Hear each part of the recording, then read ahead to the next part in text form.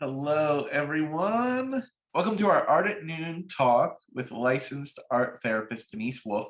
My name is Corey Fry. I am the exhibitions manager here at the Delaplane Art Center. I also want to encourage you to come out to the Delaplane if you're in the area or if you're willing to travel over this way, and check out our current exhibitions. We have 5 exhibitions that just opened this past Saturday. One of them is our yearly Contemporary Innovations exhibition with Canadian artist Amanda McAvour. And we've got some other great exhibitions going on right now. So come and check them out. Our hours are Monday through Saturday from 9 to 5 p.m. and Sundays from 11 to 5. And if you have any questions, if you have any questions about other things that we're offering, you can find information about our classes, our workshops, and additional programming that we do on our website. So check that out. The other thing I wanted to mention before I introduce Denise to you is we sort of initiated this talk with Denise as a companion program to a Catharsis exhibition that we're doing at the Delaplane. It's open right now, and it'll be running through October 31st. It's on the second floor of the Delaplane, and it was a call for art as a juried exhibition, and it showcases local and regional artists. And the call for art was a reflection on this past year in living in the middle of and dealing with the pandemic, but also thinking about the therapeutic qualities of art, and that's why we called it Catharsis. But we reached out to Denise, and we're really interested to get an art therapist take on some of the therapeutic qualities of art and what that entire world entails. So I'm really excited about Denise's talk today. So I'm gonna introduce Denise, and I'm gonna hand things over to her. Denise Wolfe is the owner and practitioner therapist of Mangata Services, as well as adjunct faculty at Drexel and Villanova universities. Denise is a licensed professional counselor, as well as a registered, board certified, and art therapy certified supervisor through the Art Therapy Credentials Board. For over 20 years, Denise has been practicing as as a therapist, primarily treating adolescents and adults with histories of complex interpersonal trauma. She works as a consultant for many Philadelphia organizations, including the Philadelphia Art Museum and Mastery Charter Schools, providing clinical supervision and programming related to trauma-informed care. Denise is presented at city, state, national, and international conferences in the areas of trauma-informed care, trauma and neurobiology, pedagogy, and clinical supervision. She has several articles published in peer-reviewed journals and has contributed chapters to seminal texts on her clinical work. Please, everybody, join me in welcoming Denise Wolfe. Denise, thank you so much for taking the time to be with us and for your talk today. Really appreciate having you here. Well, thank you for that lovely introduction, and I'm really glad to be part of this and connected with the art community in this way. It's really meaningful. The very first thing I like to do before I move any further is to hold a space for a land acknowledgement. And so we'll do that through the awareness that this is a virtual classroom. And I'm looking at the location of the museum in the unceded territory of the Piscataway. So as we begin this event, take a moment to acknowledge and honor the original inhabitants of the various regions where we might be physically located at this time. A land acknowledgement being a critical step towards working with Native communities to secure meaningful partnerships and inclusion in the stewardship and protection of their cultural resources and homelands. So let's just take a moment to honor these ancestral grounds that we are all collectively gathered upon and support the resilience and strength that all Indigenous people have shown worldwide.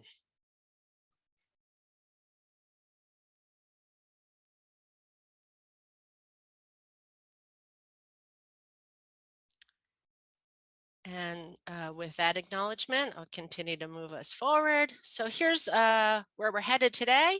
I'll talk first about what is art therapy, give a little bit of information about that, and then we'll step back for a moment and look at the function of museums. What is this intersection between art therapy and museums related to the initial reason or function? We'll look at catharsis and what that means in art specifically, and then break that down through looking at sublimation. And then we'll take one sort of deeper step into mirror neurons. And then from there, I'm hopeful to engage in a really live and exciting salon style dialogue.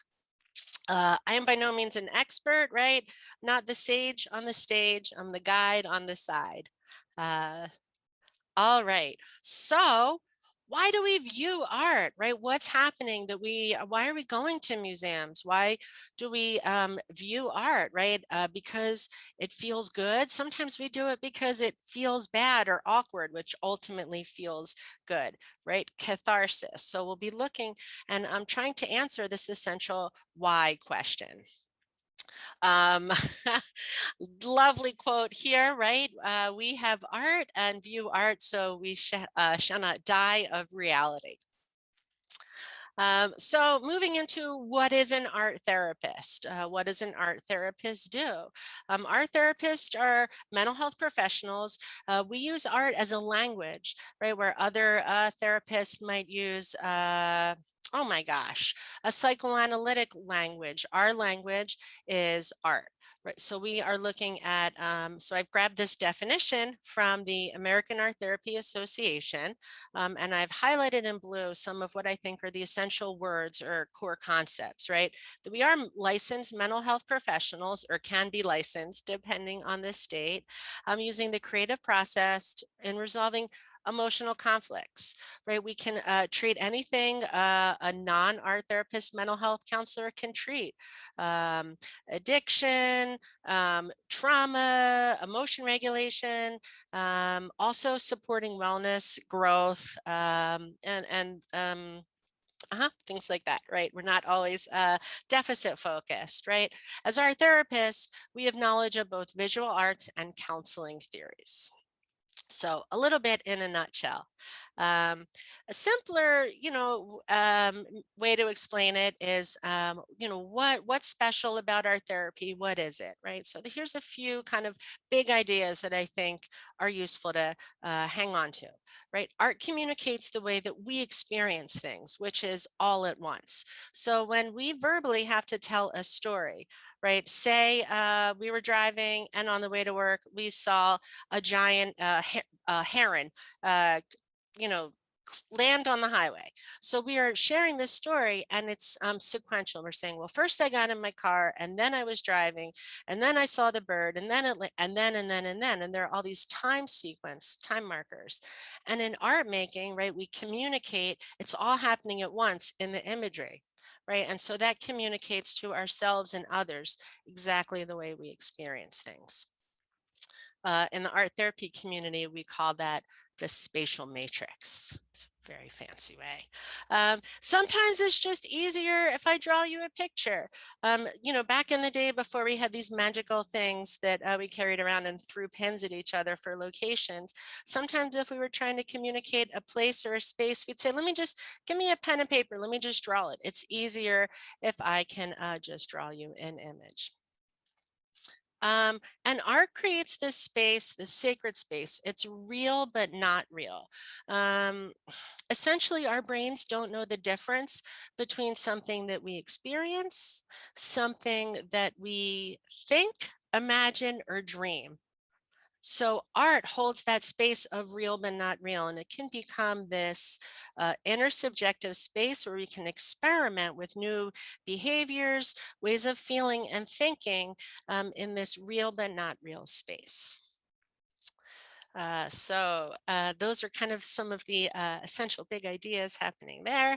One of the founders of Western-based art therapy identifies these advantages, right? That we use imagery, we think first in images, and images are pre-verbal. So we don't need to access the speech and language part of our brain in order to communicate our experiences. We have decreased defenses in art making. We're pretty guarded with things that we want to say or don't want to say. We're pretty good at managing our communications that way, and in art generally less so. Objectification, right? When we create an image or a sculpture or an object, it's outside of ourselves. So we can take an internal experience and place it outside and have, both physical and psychological space from it. We have permanence. We have an object that we can refer to again and again, look at, experience, be with, and sit with, that holds symbolic value. Spatial matrix, right? The idea that everything happens all at once. And for those of you that have engaged in art making, perhaps you know that it increases creative and physical energy. I love this when I'm working with a group of adolescents. They say, oh, miss, I'm too tired to make art. And I said, well, good thing we're making art, because it increases creative and physical energy. So great thing you're here. And so taking sort of a sidestep and looking at the sort of where the connection of art with people who have experienced mental illness or different experiences of reality. And so again, from a Western perspective, those sort of connections started to be made here in this country with the publication of this book, part of the Prinzhorn collection, which is a massive collection of imagery created by people who had been identified as having mental illness. And this began the field of psychiatric art, right, which is not quite art therapy, but it's understanding some of the core concepts and the value that art holds, right? This big idea that art can have both an aesthetic and psychological value. Right. And in a moment, I'll talk about the importance of both, right? And how those aesthetics are really important component of a cathartic experience with art making. Another sidestep, and something to think about, and I'm hopeful this will come up in our discussion in the end, is there's growing research and growing practices of placing art in hospital settings with positive impact on patients in terms of the duration of their treatment, right?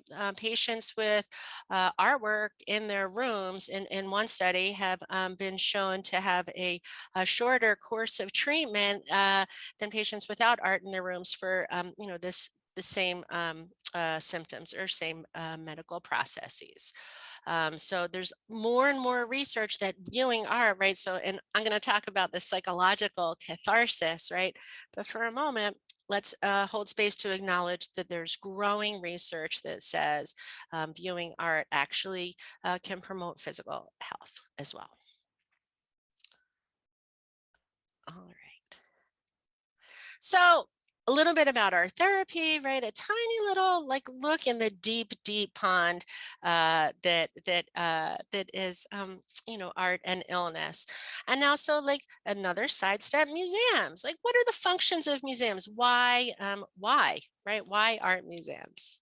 Why are we collecting all of these images and viewing them? Why do we go to museums? I think there's this oh my gosh, quintessential need, right, to both communicate and observe others who say, I'm here, right? I'm here, I've been here, I'm still here.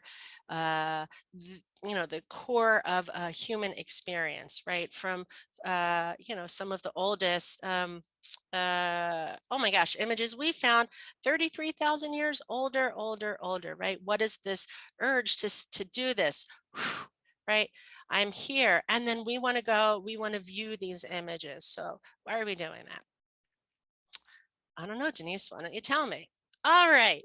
So for a moment, I love reading, realistic fiction, post-apocalyptic. And for those of you that read Station 11, Great book. They created, so post-apocalyptic civilization creates this museum of civilization, right? And so this is kind of a parallel look at why this museum in this future is being created, right?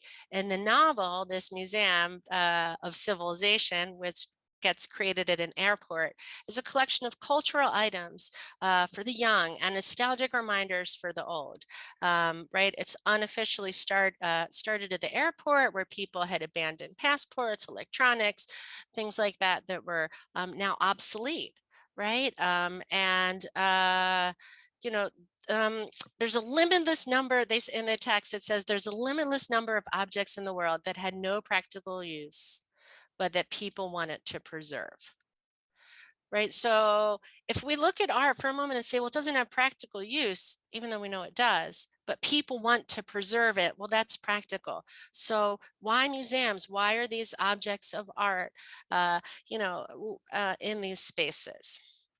What's happening? And more museums are responding to, I think, the roots of, what museums do and the function of museums, right? To be these repositories of memory and contemplative dialogue. What are the objects? Who decides what they're important? What are they communicating now? What do they communicate them? And, essentially serving as a place to connect the communities together through these experiences with imagery. I was brought in to do some work with the Philadelphia Museum of Art around teaching tough topics. I worked with a colleague, Catherine Snyder, and we spent a lot of time with the docents in the museum on days the museum was closed, sitting with and talking about what they had identified as challenging images or images that kind of stirred the audience, the participants or the patrons of the museum, how to talk about these images. I'm in front of this Degas here called Interior. Sometimes more colloquially, the docents were sharing that it's oftentimes referred to colloquially as the rape. So if you look closely at this image, you might start to question, like, what's happening and what's this relationship between these people. And so the docents were sharing that, like, people would come and stand in front of this image and start maybe having some tears or, turn to the docents and ask what was happening, or on a tour when the docent's talking about. So these emotions are bubbling up in the museum. And so what the docents wanted to have a responsible framework to be able to address it with the patrons within the limits of the museum.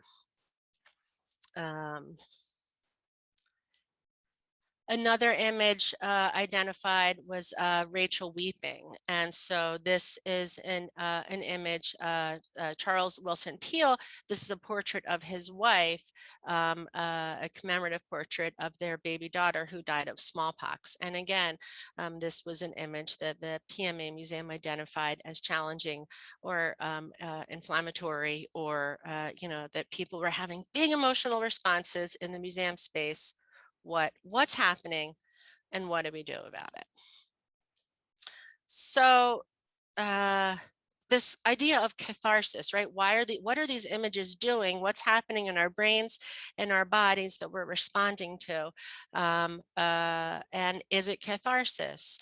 Aristotle defines catharsis. He had said, or is attributed to having said, it's the human soul that's purged of its excessive passions, right? Coming from the Greek word katharian. I'm hopeful I'm not butchering that pronunciation there, with the meaning of cleansing or purging, right? So catharsis is a purging or releasing of emotional tensions, especially through art or music. So cautionary tale, right? This purging or releasing doesn't necessarily always result in a cathartic experience, right? Sometimes if it's not contained, it can become sort of more and more inflammatory, right? Sometimes people believe about music therapy or even art therapy. They'll say, oh, do you like throw paint at the canvas to like get out aggression? I've pretty much never done that. And I imagine that you could, but just the throwing of paint itself could sometimes become more sort of aggressive and more chaotic, and it's not held or framed as a cathartic experience. Well, Denise, why is that? Well, I'm so glad I asked myself that. I'm going to talk some more about that. Oh, so a friend of mine said, well, this is a great talk on catharsis because you can't have catharsis without art. Okay, all right, that was that fun animation there. So what specifically is catharsis in art? The meaning of the term is kind of vague. An application has become really general, right? I mean, people might say like, I just, had my nails done and it was cathartic. Well, maybe it felt really good. I'm not sure if it's the facts or criteria of catharsis. As a therapist, catharsis is talking about the intent to discharge or release pent-up emotions. There used to be more of a psychoanalytic kind of perspective that that there was you had to relive traumatic memories. Yeah, okay. Lots of different sort of ways to think about what catharsis means. So again, overall, right, we're alleviating tension and anxiety, right, through a substitute setting, right, catharsis in art. So we're in front of an image, a sculpture, a weaving, right, an object of art, and we are having this release of tension, anxiety. We are having an emotional sort of cleansing experience. Well, what's happening, Denise? Okay. So if you haven't read this book, suggest you pick it up by Elaine de Botton. The term art as therapy is not my favorite. Art therapy happens in the context of educated mental health professional, but I'll save that soapbox for a different lecture. So Elaine de Botton is really looking at the function of museums and this therapeutic use of art, right? My mentor would talk about therapy, the ick and the A, right? Therapeutic and therapy, right? And so there's a distinction. So de Botton is talking about art's ability to catharsis, right? Console viewers, become better versions of themselves. He goes on to identify 7 functions of art really specifically. And if we, take a moment, read through these, and I'm imagining you have a thought of like, oh yeah, these kind of fit the facts of human experience, right? Like, who doesn't want to have more appreciation or self-understanding, a rebalancing of sorrow, of these emotional sort of states. So I will let Mr. de Botton speak more eloquently than I could about his work. This is a 5.5-minute video. So here we go.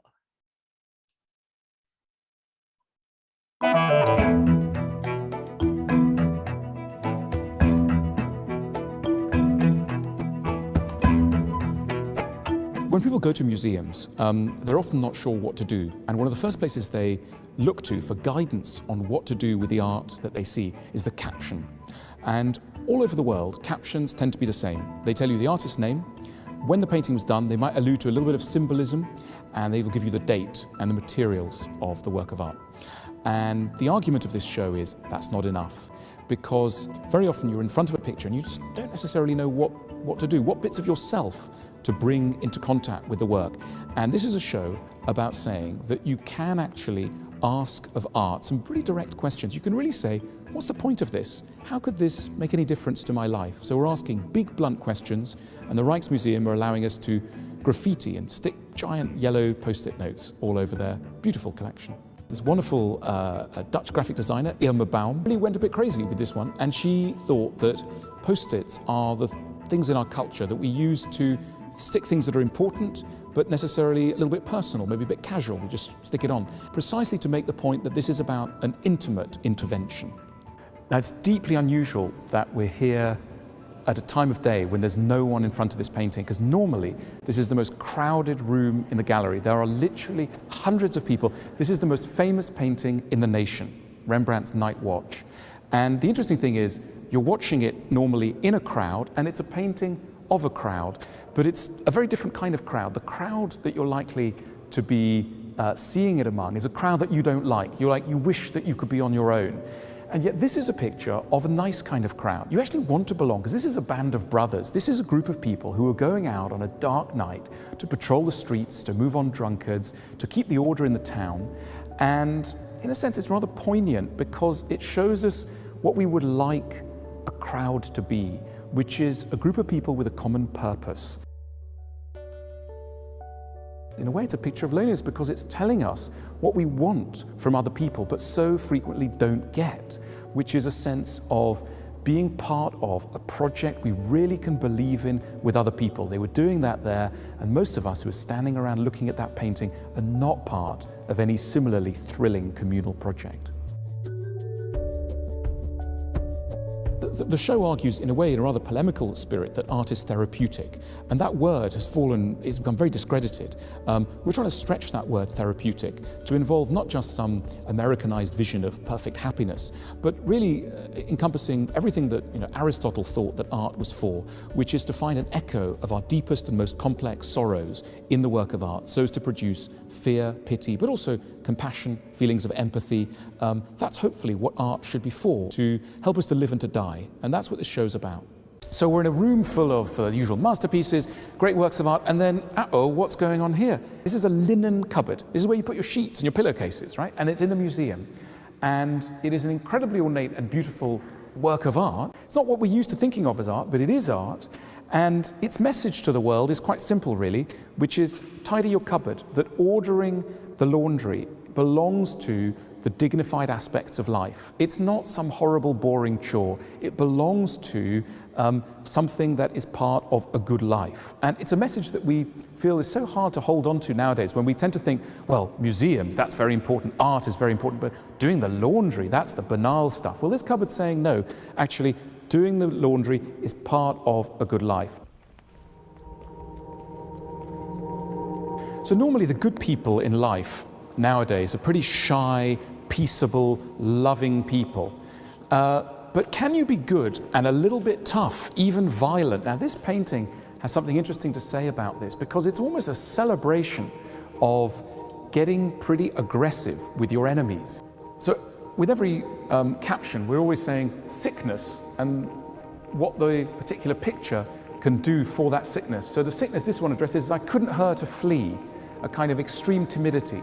And we're saying it was a fantastic day. We smashed them to smithereens. We blew them 30 feet into the air. Their brains went everywhere. My friend gouged out some guy's eye. We won. We totally owned them. In its raw, energetic triumphalism, the picture gives a corrective nudge to our present attitudes. We're so conscious that thuggish people must never be encouraged, that decent people have learned all too well to suppress their own appetite for a fight, their own desire for victory.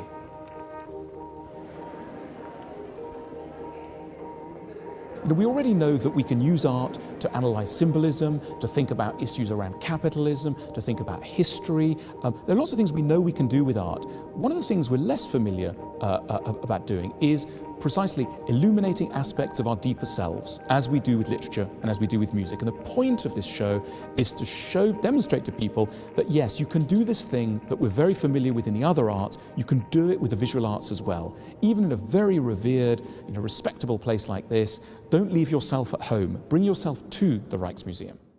So in so many ways, de Botton is talking about this inner subjective space, third space, or sacred space, right? He's talking about this, what he's calling a corrective emotional experience, similar to the way that I hope that we're thinking about catharsis, right? That we're coming to the artwork, we're having a relationship with the artwork, and parts of ourselves are sort of being projected into the artwork, and then kind of oh my gosh, re-experienced through viewing and feeling into that image, leaving us walking away with the feeling of release.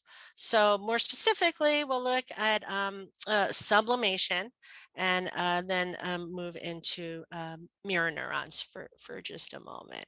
So sublimation is a term that therapists use, our therapists for sure use, coming from chemistry, right? So in chemistry, this sublimation names a process where a solid is directly transformed into a gas without first becoming a liquid, right? Where something goes from one state of matter to another without sort of, by skipping a step. I think about dry ice. Right? Dry ice doesn't become liquid. It goes from solid dry ice to gas, whatever that dry ice gas is. I guess that's what's happening in the image. So thinking about skipping a step or, you know, what's happening in that step that we don't have words for. In art, sublimation refers to a similar process of transformation in which sort of like base or unimpressive typical experiences are converted into something noble and fine. Or even further, where Freud, in a moment, I'll share a short video with you where Freud and psychoanalytic theory of sublimation says that unacceptable urges are manifest in more pro-social ways, and that is another way to think about sublimation. So again, there's this third space, right? This step that gets skipped with dry ice from solid to gas, right, is what's happening in the artwork. It's what de Botton's talking about. It's this cathartic experience. Share this short and I think incredibly useful video about sublimation.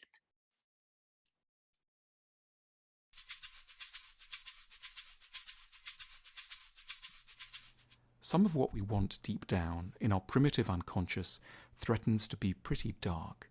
We may want to do no work, to steal, to injure others, to give way to despair. In fact, we often pour our energies into worthwhile projects and go out of our way to try to be good and helpful to those around us.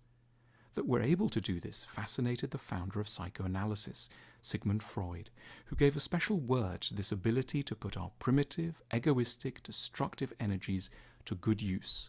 He called the process sublimation, in German Sublimierung. It was an idea that came to Freud while he was reading a well-known and charming travel book, The Heart's Journey, by the 19th century poet Heinrich Heine. In it, Heine mentioned meeting a legendary German surgeon called Johann Friedrich Diefenbach, who'd been extremely selfish and sadistic as a boy, loving to cut off the tails of stray dogs for sheer twisted pleasure, but then, as an adult, had matured into a profoundly selfless and brilliant surgeon who'd made some pioneering discoveries in the fields of reconstructive and plastic surgery. Freud felt that this evolution, from a person who had sadistically used a knife to wound to one who had nobly used it to mend, could not have been a mere coincidence, and proposed that what was at play belonged to a widespread pattern of behavior, whereby an early, harmful or shocking drive gives rise to precisely its opposite, with the strength of the negative determining the power of the positive. Freud felt that this desire for compensation lay at the heart of many of the greatest achievements in the arts, politics and science. So a great police detective might, at an unconscious level, be defending themselves against certain of their own illegal wishes, and a politician committed to the plight of the poor might be sublimating an early experience of raging greed. In Freud's eyes, disappointment is inevitable. Our longings will systematically outrun reality. But sublimation remains the one hugely helpful option for us. Under its guidance, envy can turn into effort, wounded egoism into a capacity for gratitude. As Freud saw it, psychoanalysis is the field designed to help us discover how we can use our disappointments more productively, how we can grow up to be not embittered or shut down, but paradoxically energized by some of our greatest underlying sorrows. A good life isn't one where we get exactly what we want. It's one where we find fulfilling second bests, and where we have the inner freedom to redirect our disappointments with maximal imagination. A life where we've learned, as Freud tried to show us, to sublimate well. So obviously a psychoanalytic perspective. So again, thinking about art and catharsis, right? A component of that is that we can project, right, our sort of diffuse or unacceptable urges or desires into the artwork, and through resolution of the formal elements, stepping into the intersubjective space, going from solid to gas, right? Whatever language you want to use on that, we can have our own sense of resolution or experience through the art, through that sacred space, through that real but not real space. In the previous video, Debatin was talking about that one image of you know, oh my gosh, the fight. And he said, oh yeah, we blew their brains out, like we own those guys. Right, that I think what he might agree with is the idea that viewers, right, patrons of the museum can go stand in front of that image, and through being in that real but not real space, those experiences become their own, and they have a sense of release, connection, of having those violent experiences, but actually not having had them in reality. So Kreitler and Kreitler had done some fundamental work about what is this catharsis that happens, really looking at resolution of the formal elements in the artwork. So this comes from the Psychology of the Arts, which is a text that they wrote together, a husband and wife team. And so their big idea is that we bring diffuse tensions from the day, our lives, etc., to the artwork, project it into the artwork, right, into that intersubjective space, and through resolution of the formal elements of color, line, form, right, that becomes a place, a source, right, for arousal and reduction. That we can place those into the artwork, resolve the formal elements, and experience that catharsis. This is why catharsis doesn't necessarily work with art that isn't, oh my gosh, doesn't necessarily have a high quality of aesthetic value.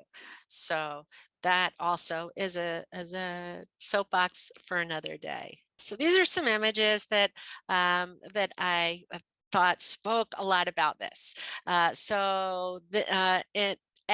Right, that image on the top left is a graphic depiction of a reproduction of what an artist imagines is the connection between artist and receiver, or artist and viewer.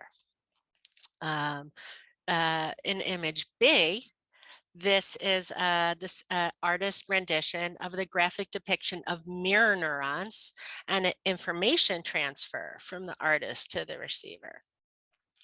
And finally, in image C, another artist graphic depiction of a direct connection between the artist and receiver via mirror neurons. So here are artists trying to explain, right, with in a visual way, right, what is happening in terms of catharsis.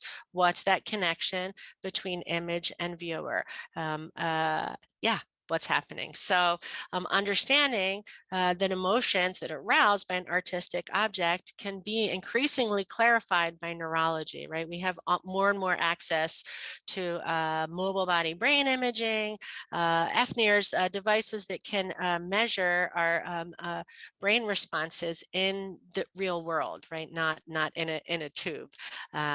So we are having more and more awareness of that, and identifying the mirror neuron, right, which is a specific neuron that fires in response to an observation, imitation, combination. So when I talk about what's happening in this real but not real space, right, those are the mirror neurons that are firing in response to viewing these images. This, I believe, is what the fundamental components of catharsis. One last short video, and then we'll open up to some, wrap it up and open up to discussion on mirror neurons.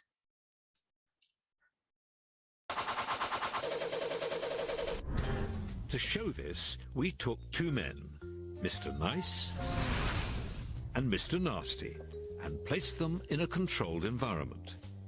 Then we asked several volunteers to meet them and discuss different subjects. Favourite films? Yeah, well, got plenty of those. You go first.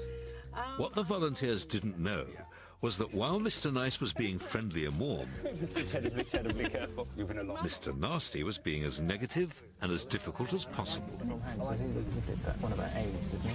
Philadelphia Story. Yeah. Didn't like that very much. No. Not really. But crucially, both Mr. Nice and Mr. Nasty have been asked to deliberately move their bodies in specific ways. So you got any more favourites? While cameras watched for a response in the volunteers that would reveal what was going on in their mind. Well, a bit for what? Good in terms of Yeah. Gradually, as the conversations developed, an extraordinary thing began to happen.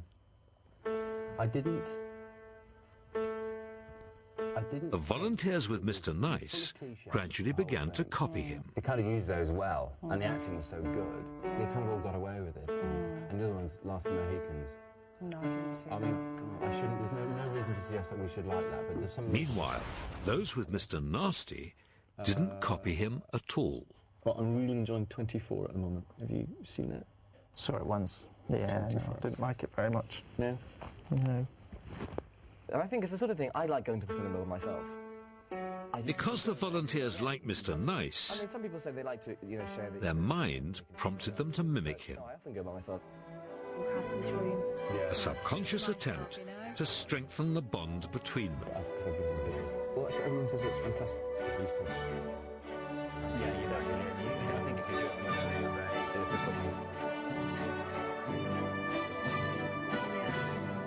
There are so many great people that you can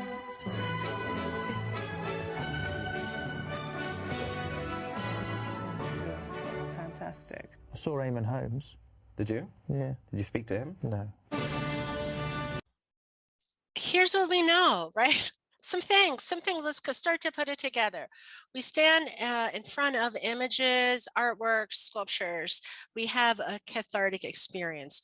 What's happening? We're having a relationship with the artwork in a space that is real but not real. Our brains don't know the difference.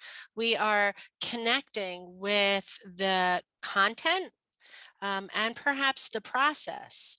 We are aware of, in some ways, maybe mostly pre-conscious or unconscious, the formal elements.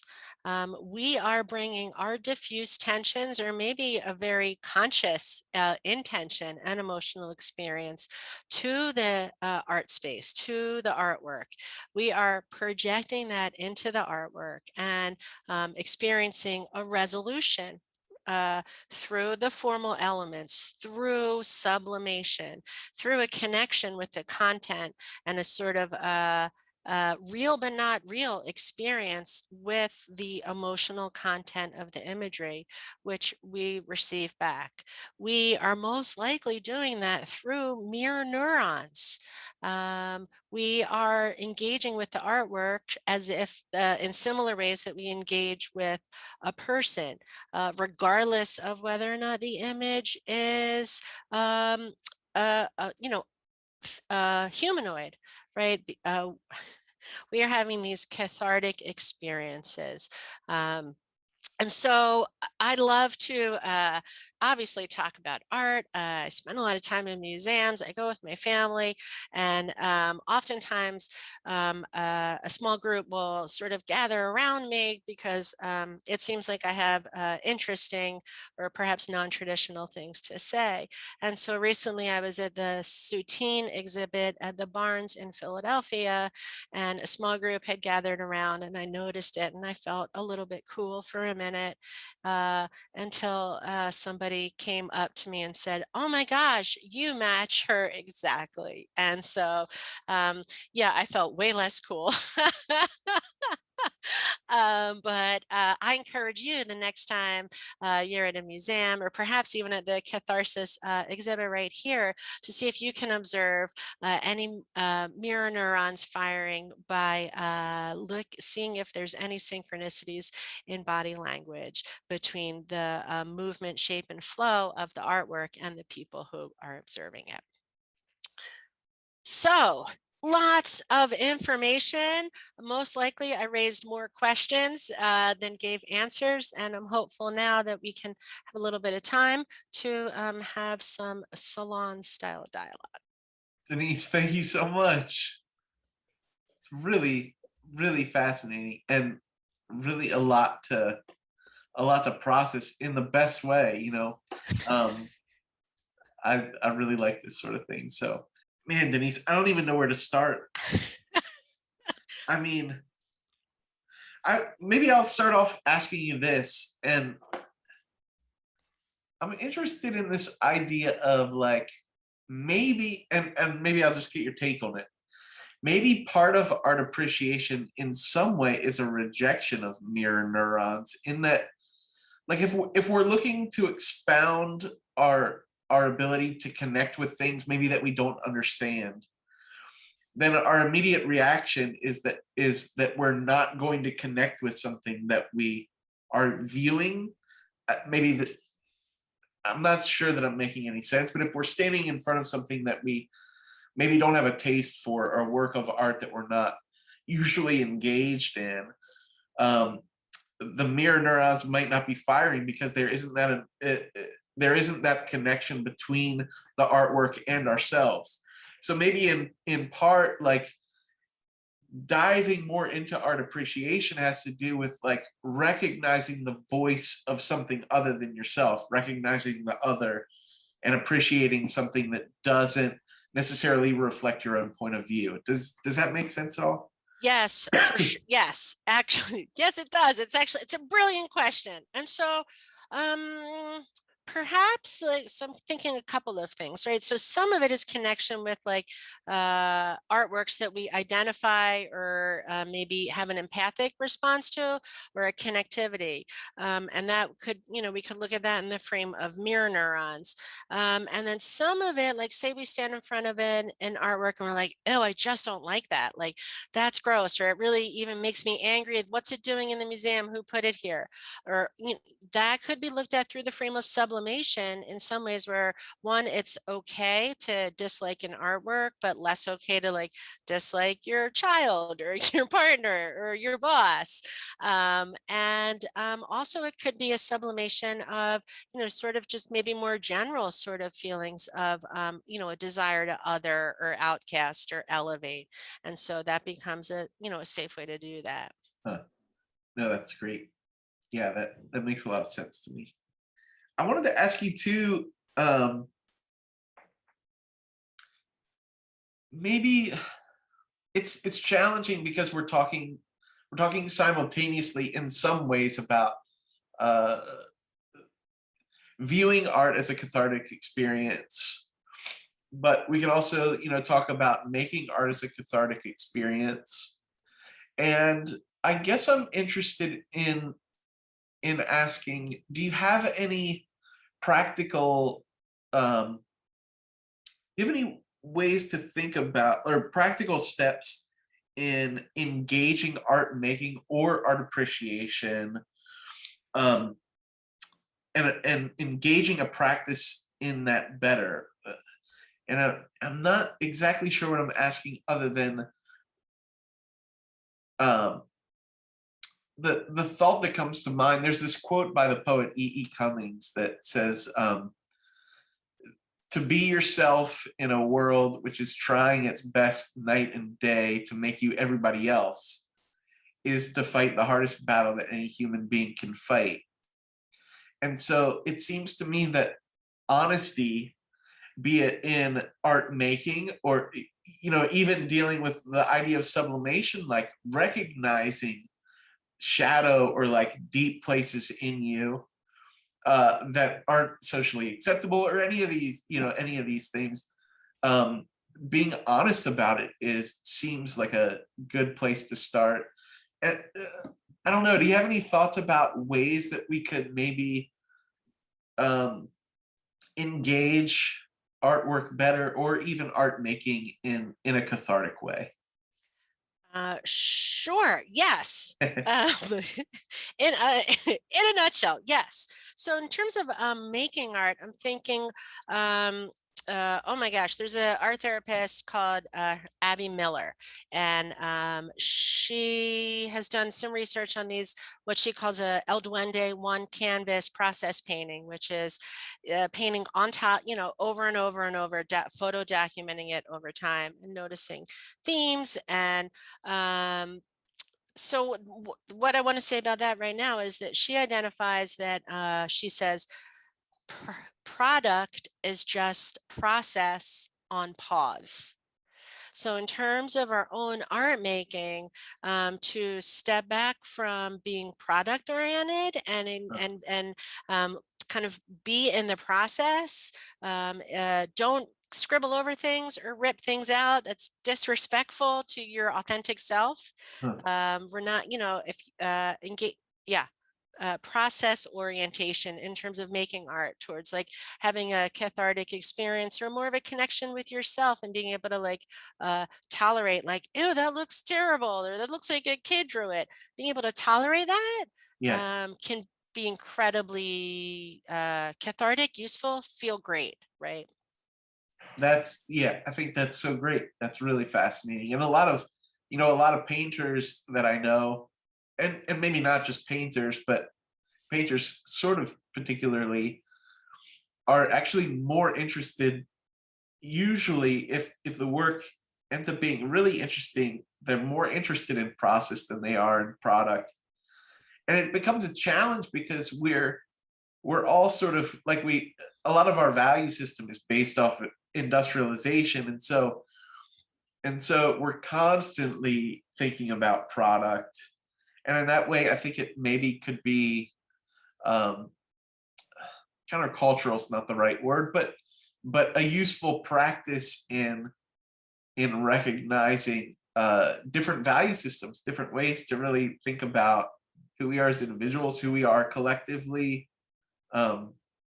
That's super interesting to me. Yeah, and to that, to like be able to, in terms of viewing art, to like what you like.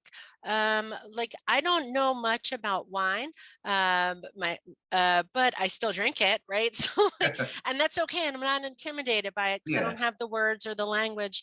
I know what I like. So in terms of viewing art, know what you like, and don't, make whatever words you have. Don't feel like you have to talk about the inner subjective space, right? Like, yeah. That's so good. Yeah, thank you. Sure. There is a question that came through from Ann Edgen. Hi, Ann. Ann is one of the artists in our cathartic exhibition, actually. Ann asks, I'm very curious to hear discussion of this concept with non-representational art and our perception and affinity for color.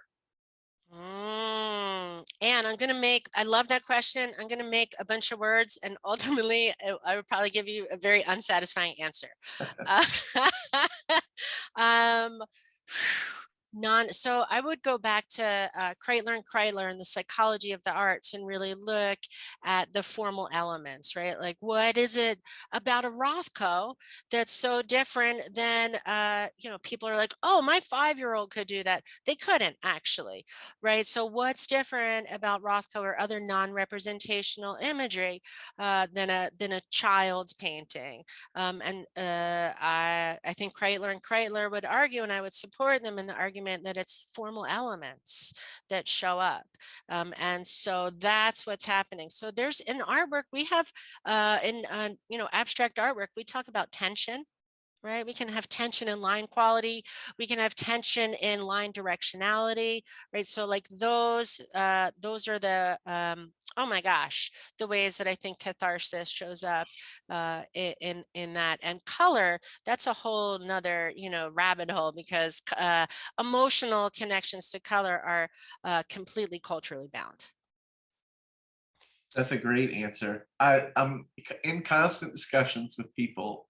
You know, we're an art center, and so we're interested in sort of the museum gallery space, but also in the educational sphere of things. And so people will come through and might not necessarily it's not that they don't appreciate, it's just that we haven't been really given tools, generally speaking, to deal with non-representational art. And so we misidentify a lot of those things. And one helpful thing that I've found is, you know, for whatever reason, we can do away with narrative in music. Like we all can sort of appreciate instrumental music that's devoid of narrative, but when imagery is devoid of narrative, we lose a capacity to grab on the things that we can appreciate.